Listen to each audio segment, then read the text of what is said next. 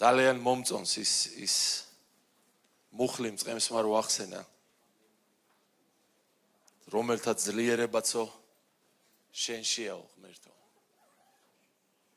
დღეს ეს ჩვენი გადაგების თემა შეესაბამება და როგორც ხდება ხოლმე, ხო იცით? წინასწარ დაუდებენ ხოლმე საძირკველს და მართლაც კურთხეულია ადამიანი, რომელიც სწავლობს დაეყრდნოს არა საკუთარ ძალებს, არამედ ღმერთში იყოს მისი ძლიერება. სინამდვილეში ეს არის მთელი ჩვენი ცხოვრება. ვინაიდან ღმერთს არ უნდა, როდესაც ჩვენი ძალებით, ჩვენი ხორციელი ფიქრებით, ჩვენი შესაძლებლობებით ვცდილობთ თაყვანივცეთ მას. ნახეთ როგორ წერია იოანეს მეოთხე თავში 23-24 მუხლები, მაგრამ დგება ჟამი, ამას ჩვენი უფალი იესო ქრისტე ამბობს და აცხადებს. მაგრამ დგება ჟამი და დადგა კიდეც, როცა ჭეშმარიტი თაყვანის მცემელნი სულითა და ჭეშმარიტებით სცემენ მამას თაყვანს. რადგან მამაც სწორედ ასეთ თაყვანის მცემლებს ეძებს თავისთვის. განა ახლა ეძებს მხოლოდ. ახლა ჟამი დადგაო, მაგრამ მამა ეძებს ედემის ბაღიდან მოყოლებული ისეთ თაყვანის მცემლებს, რომელიც ხორცით კი არ მოიცემენ ძალას, არამედ სულითა და ჭეშმარიტებით სცემენ მამას თაყვანს. და თურმე მამის სურვილი ეს ყოფილა. და აი ძეკაცისა მოვიდა, განკაცდა, მოვიდა და გამოგვიცხადა, როგორ თაყვანის მცემლებს ეძებს მამა თავისთვის. არა საკუთარ თავზე დაიმედებულთაგან, არამედ მათგან ვიც სულით, ღმერთის სულით, არა საკუთარი ძალებით, არამედ ღმერთის სულითა და ჭეშმარიტებით. ეს ძალიან მნიშვნელოვანია, რადგან ჭეშმარიტებას უნდა ვიცნობდეთ, მეგობრებო. ჭეშმარიტებაზე წერია, რომ თუ ისე წამს, როგორც უფლის სიტყვა ჭეშმარიტება ამბობს, ჩვენ უბრალო მორწმუნეები კი არ ვიქნებით, ჩვენგან სიცოცხლის წყლის მდინარეები იდინებენ, თუ ისე წამს, როგორც ჭეშმარიტება ამბობს. განა დაკეტილია ეს ჩვენთვის, მაგრამ ამას სჭირდება რწმენა, ამას სჭირდება ცოდნა, ამას სჭირდება ღმერთის ძალით შემოსვა. და ნახეთ, რადგან მამაც სწორედ ასეთ თაყვანის მცემლებს ეძებს თავისთვის და აგრძელებს შემდეგ, ღმერთი არის სული და მისი თაყვანის მცემლებიც სულითა და ჭეშმარიტებით უნდა სცემდნენ თაყვანს. ვინმეს თუ უნახავს სული, მეგობრებო?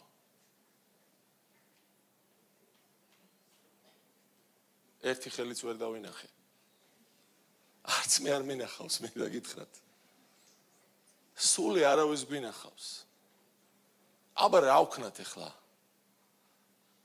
სად უნდა ვნახოთ ეს სული, როგორ უნდა ვცეთ თაყვანი ღმერთს ამ სულით, რაც არ გვინახავს. რაც გვინახავს ხორცია, სარკეში ყოველ დღე ვიყურები და ვხედავ ხორცს. არაფერი არ მიგვერს, კარგად ვიცნობ ჩემ თავს. გარეგნულად მაინც შიგნიდან ხანდახან სიურპრიზებს აღმოვაჩენ ხოლმე.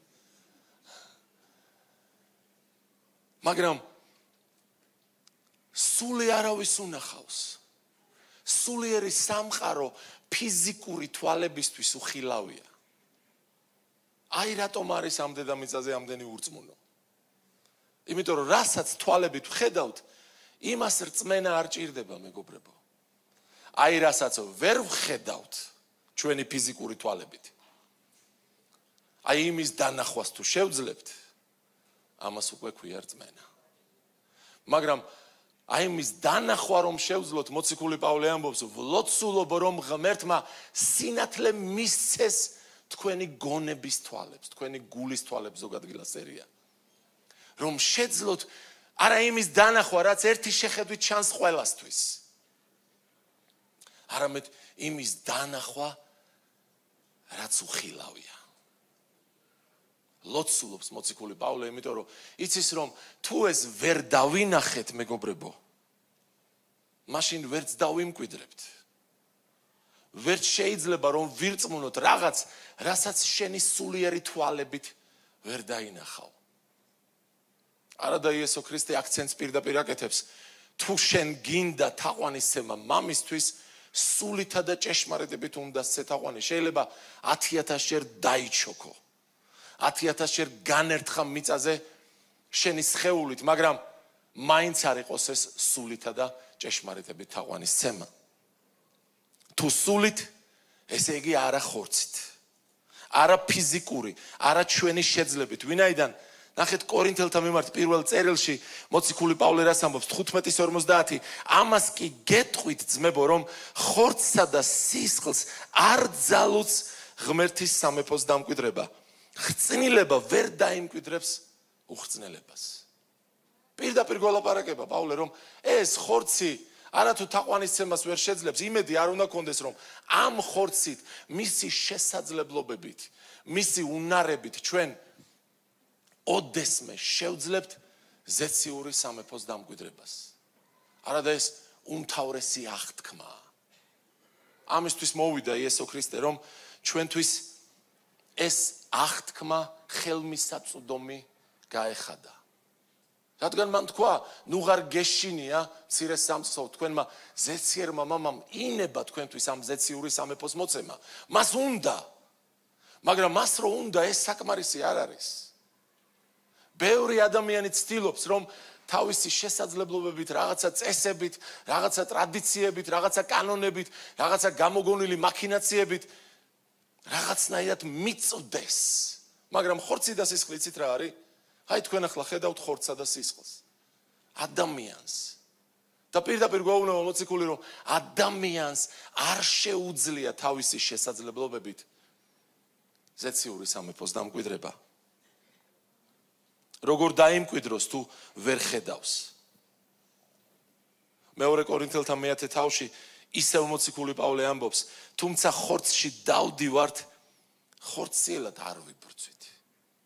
აი აქ უკვე პავლე ყურადღებას ამახვილებს, რომ მიუხედავად იმისა, რომ ჩვენ ხორციელ სხეულებში ვცხოვრობთ, ჩვენი ბრძოლა მაინც ხორციელი არ არის. იმისთვის რომ დავიმკვიდროთ ზეციური სამეფო, იმისთვის რომ ვიბრძოლოთ და გავიმარჯვოთ და აღთქმები დავიმკვიდროთ, ჩვენ ამას ჩვენი ფიზიკური სისხლითა და ხორცით ვერ შევძლებთ და არც ბრძოლაა ჩვენი ფიზიკური. იცით, ქრისტიანობა ერთხელ იქამდე დაეცა, ვიღაცებისგან მაგალითი აიღეს, რომ ჯვაროსნული ლაშქრობები დაიწყეს. წავიდნენ და ერებს ანადგურებდნენ, ებრძოდნენ და აიძულებდნენ, რომ გაქრისტიანებულიყვნენ. ამიტომაც ბევრი ქვეყანა შეიქმნა ისეთი ქრისტიანული, მაგრამ ქრისტეს რო არ იცნობდნენ.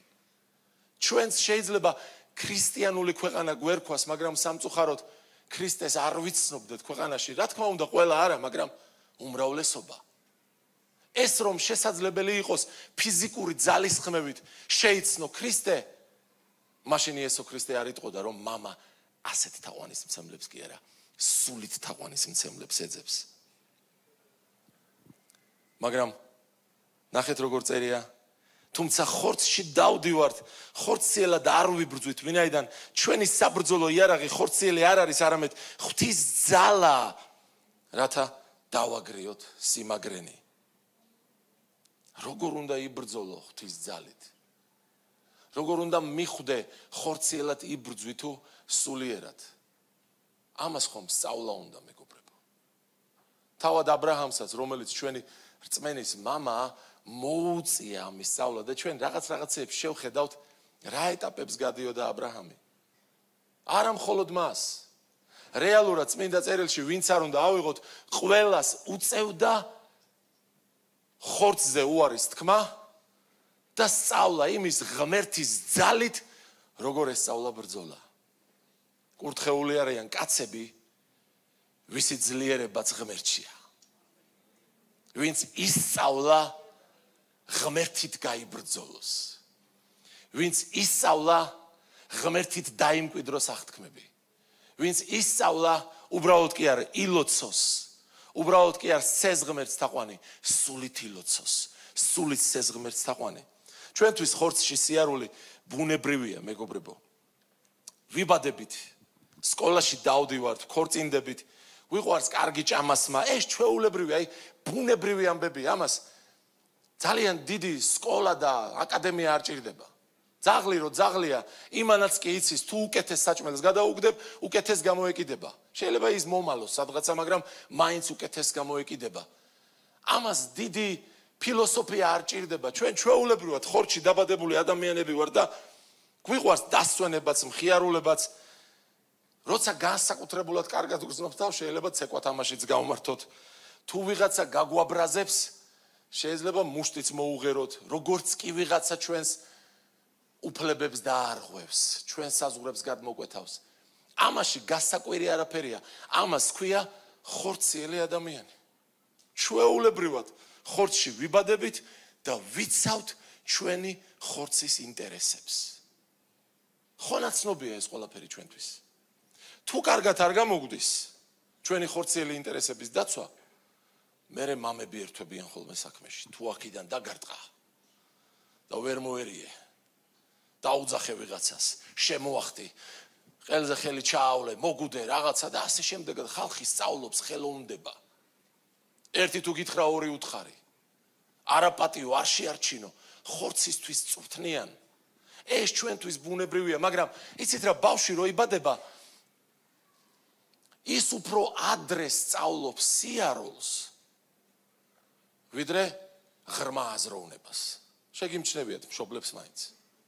აი მაგალითად, ჩემი პატარა უკვე გაზრდილი აგერძის, სანამ იმას ისწავლიდა, რომ ცეცხლი წვავს, მანამდე სიარული ისწავლა. დადის. მაგრამ ისეთ რაღაცეებს აავლებს ხელს, რომ შეიძლება გაეჭრას, შეიძლება დაიწვას, ანუ სხეულით რაღაცეების გაკეთება შეუძლია, მაგრამ მშვინვა განვითარებული არ არის.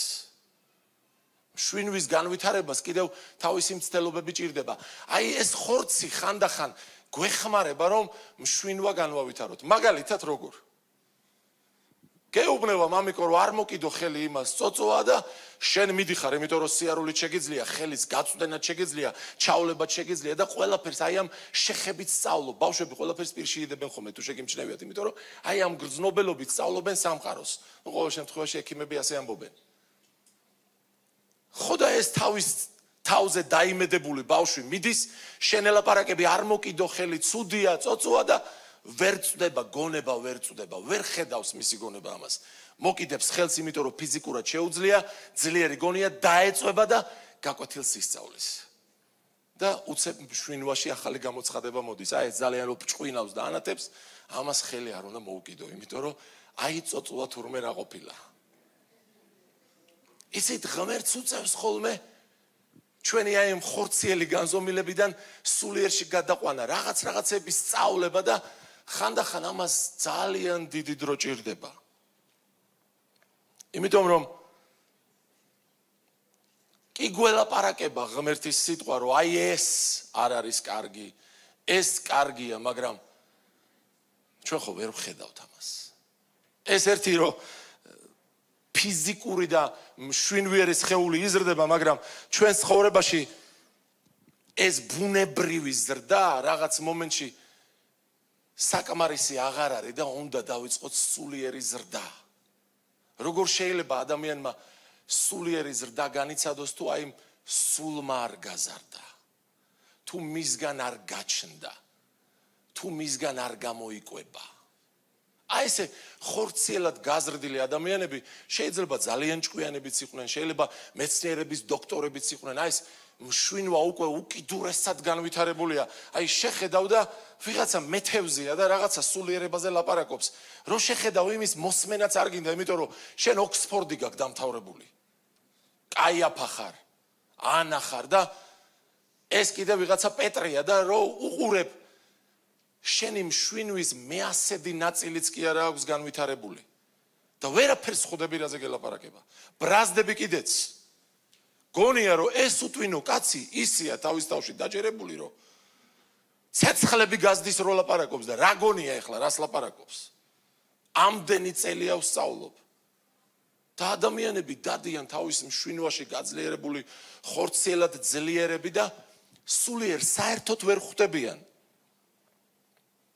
მოციქული პავლე ასეთ ადამიანებზე ასეთ რაღაცას ამბობს. 1 კორინთელთა 2:14. აი მშვინვიერი ადამიანი კი არ ღებულობს იმას, რაც ღვთის სულისგანაა. რატო განა არ უნდა? ვინაიდან სისულელეთ მიაჩნია და არ ძალუძს გაგება, რადგან სულიერად განიჯება. აი არ შეუძლია. ხორციელი ადამიანია. მთელი ცხოვრება დადის, რაღაცეებს პირში იდებს, ჭამს, ვამს, ბრაზდება, კუნთებს იყენებს, განათლებას ღებულობს, ამ ქვეყნიურ განათლებას და მერე შენ უწყებ, რომ იესო ქრისტე გჭირდება. რებს ლაპარაკობს 21 საუკუნეში ეს კაცი. ჩვენ ხო უკვე მართლმადიდებლები ვართ, დაბადებულები, მოდგმით ვართ გადარჩენილები. და იქ მე ესეთი რამე არ გამიგია. ვერ გებულობს ადამიანი. ამიტომ ღმერთს უწევს რომ ჩაერიოს. არა და ჯერ ეს ხორციელი უნდა გაიაროს ადამიანმა. მშვინვაში უნდა შეიძინოს რაღაცა შესაძლებლობები და მერე გაიგოს სულიერი, იმიტომ რომ ჯერ მშვინვიერია, მერე სულიერი. სხვანაირად არ გამოვა. ჩვენ ახლა სანამ დედა არ გვაგვაჩენს, მაღლიდან ვერ ვიშვებით. დედამ უნდა გაგვაჩინოს. წოწოც უნდა გავიგოთ, უნდა წავიქცეთ კიდეც. ბევრჯერ უნდა განვიცადოთ რაღაცეები. თავიდან საკუთარ ძალაზე ვისწავლით დაყრდნობას, მერე იმედგაცრუებები მოდის და მერე შეიძლება გაგვეხსნას გონება და უცებ გავაცნობიეროთ, რომ გვჭირდება სულიერი თვალები, რომ გვჭირდება სულით სიარული, რომ ჩვენ საკუთარ ხორცზე კი არ ვიყოთ დაიმედებული, ღმერთში იყოს ჩვენი ძლიერება. ამას რომ მიხვდები, ეს უკვე ძალიან დიდი რამეა. მაგრამ იყვნენ ადამიანები წმინდა წერილში ჩანს, რომ ამას ხვდებოდნენ, დიდ გამარჯვებებსაც აღწევდნენ, მაგრამ მერე დუმდებოდნენ და ისევ ხორცს მოუბრუნდებოდნენ ხოლმე. ანუ ერთხელ თუ მივხვდებით ამას, მეგობრებო, ეს შეიძლება საკმარისი სულაც არ აღმოჩნდეს. ჩვენ გამუდმებით გვჭირდება სულთან მოზიარეობა, გამუდმებით გვჭირდება სულში დარჩენა, გამუდმებით გვჭირდება ღმერთთან კონტაქტი, გამუდმებით გვჭირდება ჩვენი ფოკუსის ჩასწორება, იმიტომ რომ ერთხელ შეიძლება განიკურნოს შენი ლოცვით ადამიანი. ამის იმედად ვერ დარჩები. ამიტომ ჩვენ არ ვტოვებთ არც შესაკრებლებს, არც ლოცვას ვანებებთ თავს, არც კითხვას ვანებებთ თავს, იმიტომ რომ ეს გამოხატულება არის იმის გაცნობიერებისა შენ შიგნით, რომ შენ ხვდები, რომ გჭირდება ღმერთი. რომ გჭირდება სულიერი ზრდა. როგორც კი ამას შეწყვეტ, როგორც კი დაგებლანდება თვალი და დაგავიწყდება, რომ შენ გამუდმებით გჭირდება სულისაგან კვება, მაშინვე იწყებ ისევ ხორციელ მოქმედებებს. ერთი სწრაფი მაგალითი რო გითხრათ, აი მეფე დავითმა ისწავლა სულზე დაიმედება, ღმერთით მოიცემს ძალას, ლომებს ამარცხებს, დათვებს ამარცხებს, გოლიათი დაამარცხა და მერე დაავიწყდა ეს ყველაფერი და თავისი ჯარის დათვლა დაიწყო. რატომ დაიწყო ჯარის დათვლა? იმიტომ რომ თითქოს სისუსტე იგრძნო და თითქოს იქ პოლიტიკური სიტუაციები განსაზღვრა, გარშემო ჩვენ ხო ყველა პოლიტიკოსები ვართ და თქვა რომ იმას იმხელა არ მიეყავს, ამას ამხელა არ მიეყავს და მოდი ერთი მეც დავითვალო, როგორი არმია მყავს. და ღმერთმა უსაყვედურა, ეს რა მოგივიდა დავით? განა შენი ძალით გახდი მეფე? მაგრამ ხედავთ, აი ამ სულიერი დონიდან თუ არ ვიფხიზლებთ, ისევ შეიძლება ჩამოჩოჩება დაბლა. ისევ შეიძლება ტკივილები და ზოგადად გეტყვით რომ წმინდა წერილი მკაფიოდ ლაპარაკობს, ყველა ტკივილები ამას უკავშირდება, იმიტომ რომ თუ ხორცისთვის ვთესავთ, ანუ თუ ხორციელ გადაწყვეტილებებს ვღებულობთ, თუ ხორცზე ვდებთ იმედს, ამას მოყვება ბერძნულში ასეთი სიტყვაა ნახმარი, კატასტროფას იმკიო, ანუ განადგურება მოაქვს ხორცისთვის ცხოვრება, ხწნილება მოაქვს ხორცისთვის ცხოვრებას. მაგრამ თუ სულისთვის თესავ, თუ სულით თესავ, თუ სულში ვითარდები, თუ იზრდები, თუ ღმერთს ეწებები, თუ სწორ გადაწყვეტილებებს ღებულობ და ისწავლე ღმერთზე იმედის დადება, ღმერთით ძალის მოკრება, ღმერთით თავის გამაგრება, როგორც იგივენაირად წერია დავითზე, მაშინ სულისაგან მოიმკი სიცოცხლეს და ეს სიცოცხლე იქნება უხვი. მაგრამ დავითს დაჭირდა სწავლა, იოსებს დაჭირდა სწავლა, აბრაჰამს დაჭირდა სწავლა. ჩვენც ხომ უნდა დაგვჭირდეს ეს სწავლა. აბრაჰამს უთხრეს, გამოდი აბრაჰამ. გამოდი და ძე შეგეძინება შენ და ამ ძეში, ამ შენს თესლში იკურთხება დედამიწის ყველა ტომი. ამაზე კარგი რა უნდა გითხრან. რა იცოდა ეხლა აბრაჰამიც ერთი ჩვეულებრივი ხორციელი ადამიანი იყო, გაიზარდა, აჭმევდნენ, ასმევდნენ, სიარული ასწავლეს, ალბათ შხუბიც ასწავლეს, ბრძოლა უწევდა ამ ცხოვრებაში და როდესაც ღმერთი დაელაპარაკა და უთხრა გამოდი ძე გეყოლება, თქვენ წარმოიდგინეთ ისიც იცოდა ბავშვები როგორ ჩდებიან. გადახედა თავის ცოლს, ჯანსაღი ქალია, კიდევ შეუძლია ბავშვის გაჩენა, თვითონაც შეუძლია და წამოვიდა. გამოყვა აწყობს. არაჩვეულებრივი შემოთავაზებაა. ეხლა მე რო დაუფიქრდე აბრაჰამის ადგილზე რო ყოფილიყავი და ღმერთს ჩემთვის ასეთი რამე ეთქვა, რა მოვიდოდა ჩემს გონებაში და თავში? აჰა. ესე იგი ისეთი მაგარი შვილი მეყოლება,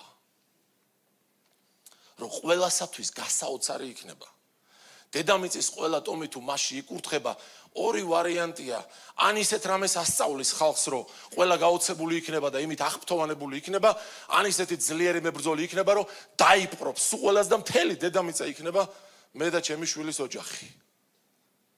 ებრაელებს ასეთი წარმოდგენა ჰქონდათ, რა არ ჰქონდათ? ებრაელები ხორცზე დებდნენ იმედს, ამიტომაც ვერ შეიცნეს იესო ქრისტე. რომ მოვიდა იესო ქრისტე მშვიდი და თავმდაბალი, ვერ იცნეს, იმიტომ რომ ელოდნენ მესიას, რომელიც მოვიდოდა מחვილ ამოწუდილი, ცხენზე ამხედრებული, ხალხს შემოიკრებდა, რომს დაამარცხებდა, მთელ დედამიწას დაიპყრობდა და ბოლო-ბოლო აბრაამის აღთქმა აღსრულდებოდა. ასე ტრაბახობდნენ, ასე სჯეროდათ და ბევრს კიდევაც ასე სჯერა. მაგრამ ჩვენ უკვე ვიცით, რომ ღმერთს სულ სხვა ჩანაფიქრი ჰქონდა. და აი გამოვიდა აბრაჰამი, ფიქრობს ამ აღთქმების დამკვიდრებას, მაგრამ არ იცის როგორ მოიქცეს. საკუთარ ძალაზეა დაიმედებული და პირველი გაკვეთილი ისწავლა მაშინ, როდესაც ვიღაცამ შეეკითხა, ეს ქალი ვინ არისო? ეხლა აბრაჰამმა იცის, რომ ამ ქალმა შვილი უნდა გაუჩინოს. მაგრამ ისიც იცის, რომ ამათ რო შეებრძოლოს, ვერ დაიცავს თავის ცოლს და თუ წაართვეს, აღთქმის გარეშე რჩება.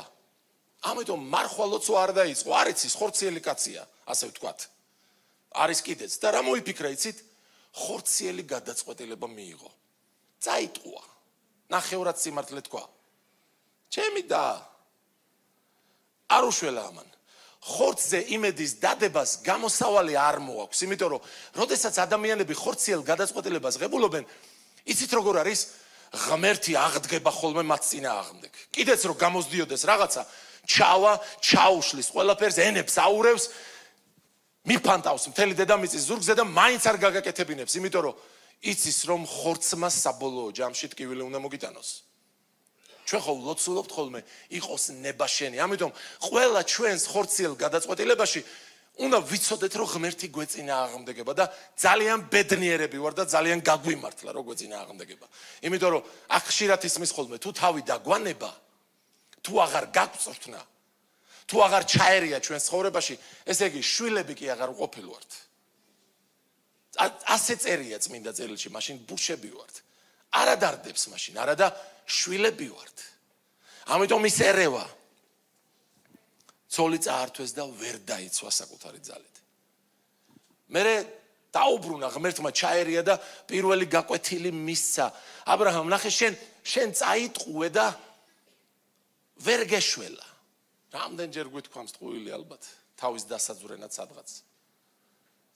არ გვიშველა. არც აბრაჰამს არ უშველა, მაგრამ იქ სადაც აბრაჰამმა ვერ შეძლო, ღმერთმა გაკვეთილი ჩაუტარა. გამოეცხადა იქ აბიმელექი ერქვა ერთ-ერთ მეფეს და ღამე უთხრა, არ გაეკარო ამას.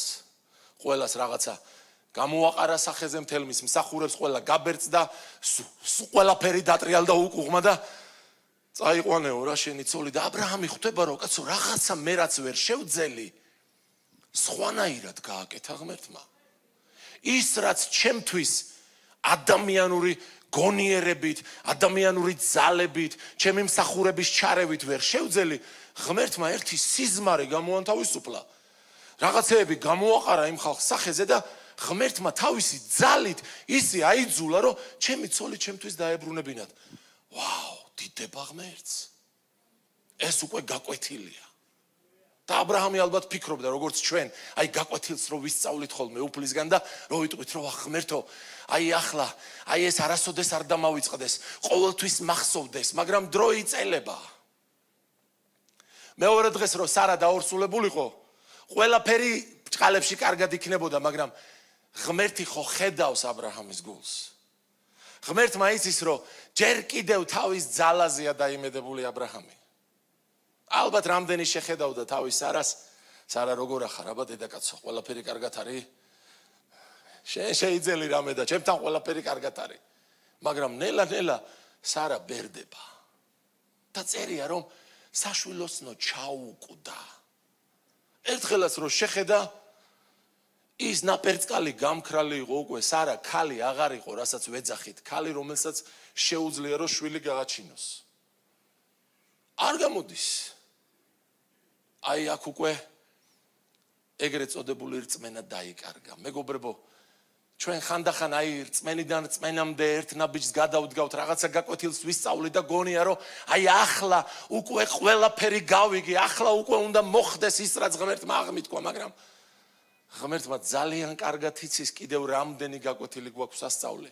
სანამ არ შემოგვერტყმება ხოლმე მტერი ურდოსავით, განსაცდელები სანამ არ მოდის, ჩვენ ვერ ვხედავთ, სანამ არ დაბერდებოდა სარა, აბრაამი ვერ მიხვდებოდა, რაზე ქონდა იმედი დადებული და აი, რომ დაბერდა, იმედიც გაუქრა, რწმენაც გაუქრა. დაგიმტკიცებთ ამას, რომ გაუქრა. წერია ეს, არ გვეგონოს, რომ აბრაამი სრულყოფილი იყო. და სულიერი ეს აღზნება დაიკარგა. ჩაერთო ისევ მშვინვა საქმეში. ჩვენც ასე როცა რაღაცა ისე არ ხდება ხოლმე, როგორც ჩვენ გვინდა, გამოსავალს ვეძებთ გამოდმები, ჩვენი მშვინვა მუშაობს, თუ შენი არ მუშაობს, ცოლი დაგეხმარება 100%-იანი და იმასაც დაეხმარა. აბრაამ, ხო ხედავ კაცო, მე დაუბერდი. აღარაფერი გამოდის, ეხლა ცოტა ხანში შენც მომეწევი, შენც აღარაფერი გამოგივა. ხო და რა ვქნათ ეხლა? ამოდენა ფული გვაქვს, ქონება გვაქვს. ჩემსას თუ არა, შენსას მაინც ხო უნდა დაუტოვოთ. რაღაცა ხო უნდა ვქნათ და მოდი, იქნება აგარს მიუწვე. მეგობრებო, ასე ხდება ხოლმე. აბა ჩვენ ცხოვრებაში დაუკვირდეთ, რამდენჯერ ქონია მოლოდინი, რომ აი ახლა უკვე უნდა გამოვიდეს, აი კრებაზე მოვედით, მაგარი სიტყვა მოვისმინეთ, აღთქმა განვიახლეთ, წავედით და გონია რომ მეორე დღეს უკვე უნდა აღსრულდეს ყველაფერი, მაგრამ ახალი განსაცდელი იწყება, ეს ძლივს გადავიტანე და ახალი დაიწყო და რამდენჯერ მომისმენია მორწმუნეებისგან. მე რამდენჯერ მქონია ცდუნება, რომ ყველაფერი ერთად რატო მოდის და მე მეთქვი არა, ღმერთო, ყველაფერი ერთად მაინც არ არის. იმიტომ რომ წუწუნი და დურტვინობა კიდე ცალკე ცოდვაა. შემშინებია და მომინანიებია. და იცით რა? აი შეხედა სარას და დაიღალა და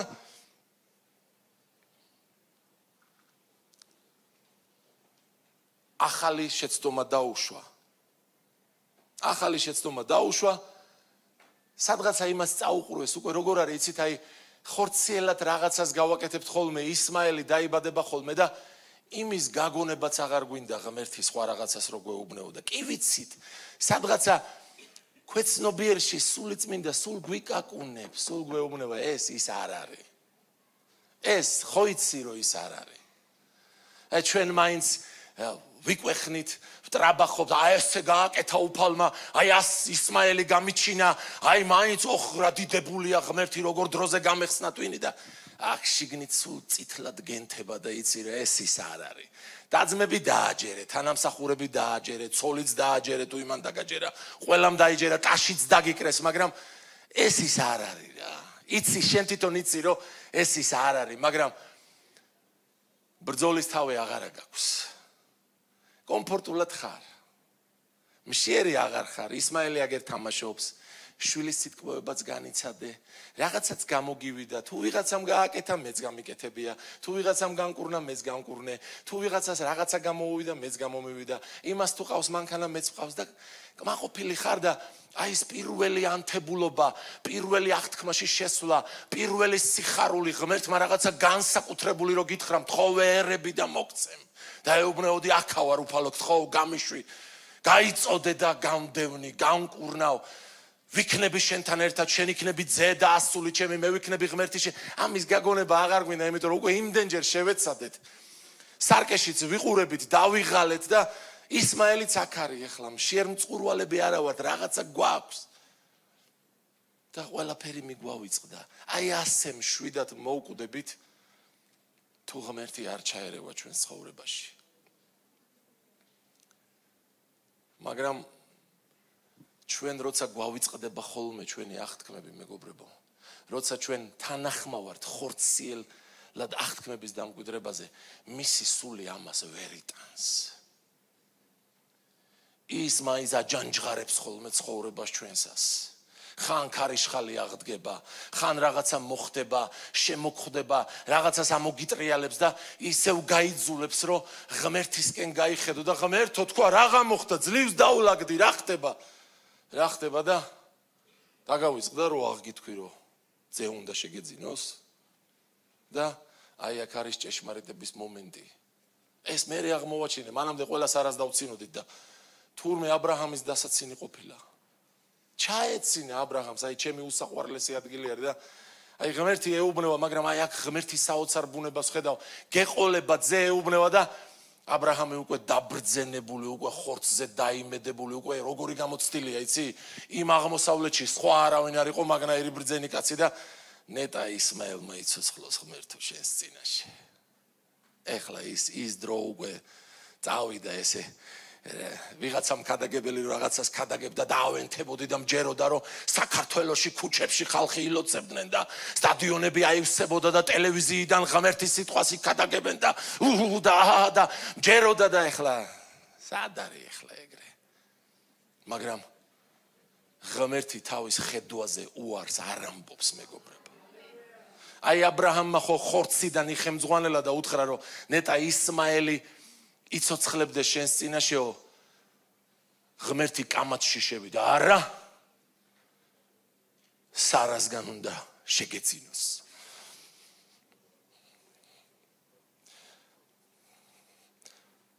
ღმერთი ჭიდაობას გვიწყებს, მეგობრებო, როცა ჩვენ ვნებდებით და მადლობა ღმერთს ამისთვის. რომ მაშინაც კი როცა ჩვენ ვიღლები და აღარ გვინდა თანახმანი ვართ უკვე მცირედით დავკმაყოფილდეთ ის ერთგული და მართალი მაშინაც ერთგულია ჩვენი როცა ჩვენ უკვე ზურგი ვაქციეთ და ეუბნება არა სარასგან გეყოლება და იმდენი ხანი ელაპარაკა როცა შეხვდა აბრაჰამს რომ რაღაცა შეიცვალა აბრაჰამში. აი უკვე ხო ყველაფერი მიძინებული იყო. ღმერთი შემოხვდა და სიტყვა მოისმინა. წეგამწყემსი ამბობდა, როცა მიდიხარ უფლის სახში, გული გაიმზადე, რომ მოისმინო მისგან. იმიტომ რომ შეიძლება ხელი ჩაქნეული გაქვს უკვე, შეიძლება 20 წლის წინანდელი ოცნების გაგონებაც არ გინდა, მაგრამ აი დღეს თუ შენი გულის კარი გაიხსნა და უფალი დაგელაპარაკა, ის შენი ძველი მიძინებული სულიერი კაცი გაცოცხლდება. ის დავიწყებული რწმენა განახლდება, ის დავიწყებული აღთქმები განახლდება, იმიტომ რომ ღმერთი არის მაცოცხლებელი სული. ამენ.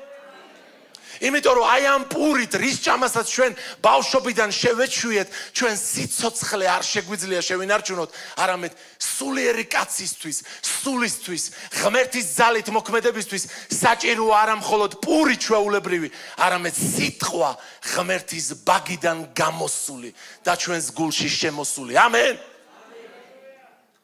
აი ეს სიტყვა მოისმინა აბრაჰამმა. არ ვიცი რამდენი ხანი არ ქონდა ღმერთის სიტყვა გაგონილი. ალბათ იმდენი ხანი, რამდენი ხანიც ისმაელი ტკბებოდა. ცოტა ხანი დააცალა ღმერთმა. წამოწვევი ახალ დივანზე, გაატარებ ახალ მანქანას, ჩაიცმევ ახალ შარვალს, ახალ კაბას.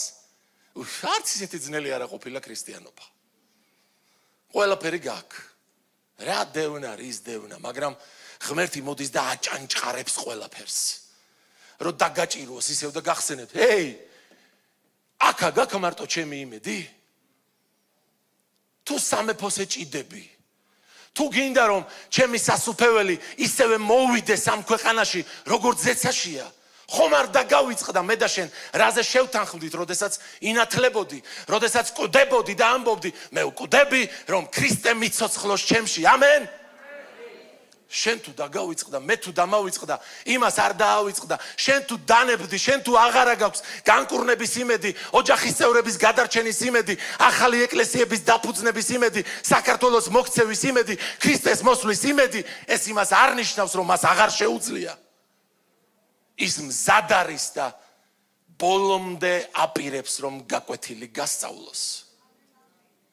შენ მოხვდა აბრაამს მაშინ, როცა საერთოდ არ ელოდებოდა და უთხრა, არა აბრაამ, სარა გაგიჩენს იმ ძეს, აქ ისმაელი არაფერ შუაში არ არის.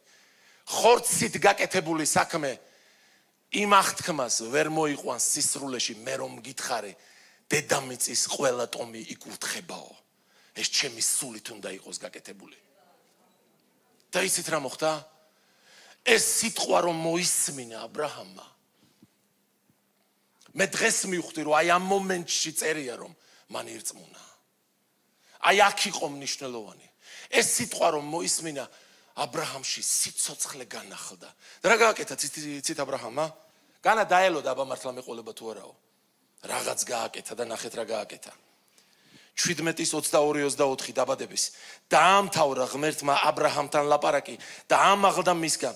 ადგა აბრაამი და წინათ დაუცვითა ისმაელს, თავის ძეს, ასევე მის სახლში ყველა დაბადებულს, ვინც ფულით ყავდა ნაყიდი, აბრაამის სახლის ყოველ მამრს, სწორედ იმ დღეს, როგორც უთხრა ღმერთმა, 99 წლის იყო აბრაამი, როცა ჩუჩა დაიცვითა და ისმის კითხვა.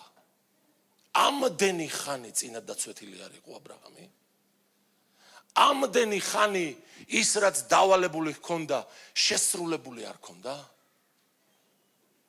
99 წლისამ მოისმინა რა უკვე დაბერებულმა, სარა ჩამკვდარი, თვითონაც დაბერებული, ყველაფერზე დათანხმებული, კომპრომისზე დათანხმებული, ისმენს ღმერთის სიტყვას და ღებულობს გადაწყვეტილებას. არა, ჩემი ღმერთი ცოცხალია და იმ დონეზე ირწმუნა, რომ იმ დღეს თავიდან შევიდა აღთქმაში ღმერთთან. თვითონაც წინა დაიცვითა, ისმაელსაც წინა დაცვითა, ყველას გამოუცხადა, რატომ მამაო აბრაამ, რა ხდება? რა ხდება და უფალი მოვიდა. უფალმა მითხრა, რომ არ დავიწყებია თავისი აღთქმა, რომ მისი ხელი არ დამოკლებულა, რომ მისთვის სიბერე, სიკვდილი, პრობლემა არ არის, რომ ის ყოვლი შემძლეა, ძე დაიბადება. ამენ. იგივეს გეუბნება შენ დღეს ღმერთი. მაგრამ შენ რას გააკეთებ? შენ მზად ხარ დღეს განაახლო შენი მიძღუნა უფალთან. აბრაამმა უბრალოდ კი არ თქვა, კაია უფალო, გენაცვალე, კაია. დაგელოდები, არა, წავიდა და მტკივნეული ნაბიჯები გადადგა. იცით, სიმბოლურია ეს ჩუჩა, მამაკაცის სიძლიერეა, მაგრამ წეგამწყემსმა დაიკითხა, კურთხეული არიან ის კაცები, ვისი სიძლიერეც უფალშია და არა თავის კუნთებში, თავის ოჯახში, თავის ფინანსებში. და აბრაამმა თქვა, ჩემი ძალა არაფერ შუაში ყოფილა. აქამდე ტყუილად ვეხმარებოდი ღმერთს. აჰა ღმერთო, გნებდები, რაც კი ძალა მქონდა, ყველაფერზე უარს ვამბობ, კლავად შემოვდივარ შენთან აღთქმაში და ველოდები აღთქმულ ძეს. ამენ. ჩვენ ყველამ ვიცით, მეგობრებო, რას გთხოვს უფალი ამდენი ხნის განმავლობაში. ჩვენ ყველამ ვიცით, რა გვაქვს გასაკეთებელი და ფეხს ვითრევთ ხოლმე. უფრო მეტი მოწადინება.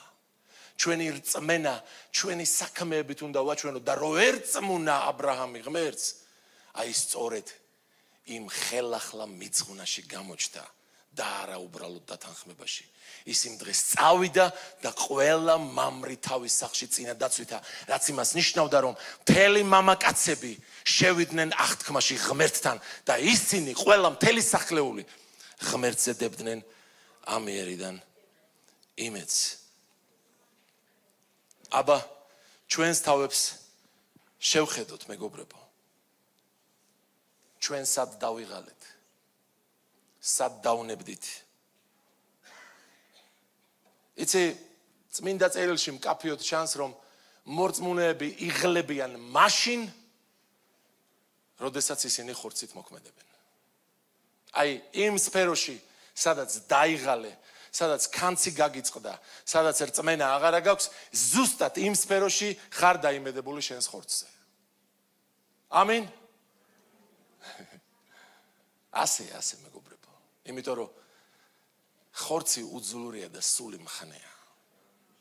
აი არ წივივით განიახლებენო ძალას, იმიტომ წერია რომ ისინი უფალზე დაიმედებულნი არიან. იმიტომ იახლებენ ისინი ძალებს. რწმენიდან რწმენაში, დიდებიდან დიდებაში, აი ხორცი რო შემოგვეპარება, მერე ვეღარ ვიახლებთ ძალებს, მერე ვიღლებით. მერე უკვე ქარიშხალს ვაქცევთ ყურადღებას, მერე უკვე წყალში დაძირვას ვიწყებთ, მერე უკვე ცოდვები ისევ ცოცხლდებიან, მერე უკვე ინტერესი გვიქრება ეკლესიაში სიარულის, მერე უყურებთ ჩვენ შულებს და გონია რომ არ მოინანიებენ ჩვენი ოჯახის წევრებს და გონია რომ რაღაც ვერ ხდება, ის აღთქმაც ალბათ არასწორია. ნუ დანებდები. იმიტომ რომ ღმერთი გამარჯვებულია. უკან ნუ დაიხევ. იმიტომ რომ ღმერთის ხელი არ დამოკლებულა. აღთქმებს ჩაეჭიდე. ღმერთს ჯერ არ დაუსრულებია შენთან მუშაობა.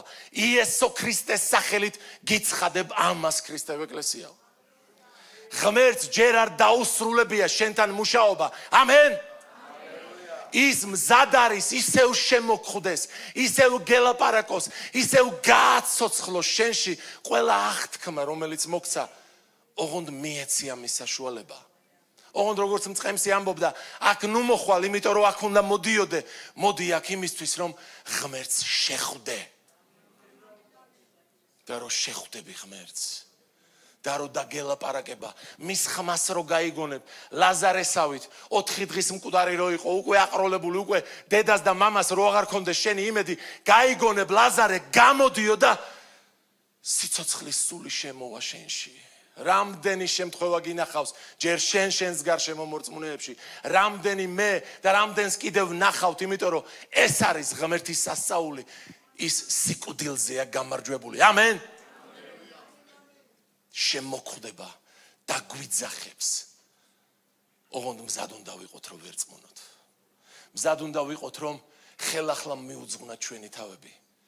იცი, აი აბრაამს ყველა ძალა უკვე დაცლილი ქონდა. ამას სწავლა უნდა, მეგობრებო, როგორ უნდა მიიღო ღმერთის ძალით ეს გადაწყვეტილება. მოყოლილი ბევრჯერ მაქვს. მე ვერ ხვდებოდი ღმერთზე ძალა როგორ დამედო, ღმერთზე იმედი როგორ დამედო, ღმერთის ძალით როგორ მე მოქმედა და ერთხელ სიზმარი ვნახე ასეთი 100 სართულიანი შენობა იყო და ვიცოდი რომ ღმერთმა მომიწოდა აი ამ მე-100 სართულის სახურავზე უნდა ავსულიყავი და მორწმუნე ვარ, მეთქი ღმერთმა მითხრა უნდა შევიდე, სიზმარია ეს მეგობრებო. შევედი და პირველი სართული იყო გადაჭედილი დემონებით და ყველას ხმლები ქონდა, აი ბაშიაჩუქში რო ყიზილბაშებს მოღუნული ხმლები აქვს ეგეთები და მე მქონდა სწორი ხმალი, ამოვიღე და დავიწყე. ჯერ ჯანზე ვარ, მაგრამ ნახევარი რო გავწყვიტე, დავიღალე. და ვიძახი, ნახევარი გაკეთებული მაქვს. მოდი იქნებ ბოლომდე მივიდე და როგორც იქნა გავწყვიტე ეს პირველი სართული და ჩემთვის ვიძახი ახლა ნელა მეორეზე ავღოღდები, მერე მესამეზე, პერი განადგურებულია და რა უჭირს მერე? ნელა, როცა იქნება ხვავალ და ავღოღდი მეორე სართულზე, კიბეებზე და რას ვხედავ? იქ უფრო მეტნი იყვნენ. ვაი, მეთქი, ძალა აღარა მაქვს, რაც მქონდა, ყველაფერი პირველ სართულზე დავხარჯე. სიზმარია, ბიბლიაში არ წერია. ხო და ეჭვი რომ შემეპარავ, თქვი რომ მოდი ღმერთო, რადგან შენ თქვი რომ მორწმუნისთვის ყველაფერი შესაძლებელია. მოდი გავიქნებ მეთქი ამ ხმას და ესე რომ ავედი მეორე სართულზე, კედელთან დავდექი, ესე კედელს ვეყუდები და აი ამ ხმას ნელა შენელებული კადრებით, აი ესე ვიქნებ რა და რაღაცაეთ ისე ხდება რომ ეხლა იმათი ხმლებით ჩემ ხმალს ხვდება და ჩემამდე არ მოდის. ნელა და აქეთ დავინახე აივანი იყო და ზურგით მინდა რომ აივნისკენ დავდგე უფრო დაცულია და ესე ვიქნებ ნელა კადრია შენელებული და თან ვფიქრობ ღმერთო ჩემო ეხლა 100 სართული თუ ესე დემონებით არის ავზე. კი მე ჯერა შენი, მაგრამ როგორ აბა და აი რადგან ამბობ არ გავჩერდები ვიძახი და ამ დროს აი ესე აივანთან რო ვდგავარ მესმის ხმა შვეულმფრენის. როგორც იცის ხოლმე ფილმებში ხო იცით თუ აკეთებს და გავიხედე რა ხდება, ისეთი ხმა იყო და ხედავ ზეციდან მოდის ვერტფრენი და თოკის კიბი აქ ჩამოკიდული. პირდაპირ მოვიდა ეს თოკი და ჩემთან მოვიდა აი აქ აივანზე და ერთი ხელით ხო ხმალი მიჭირავს.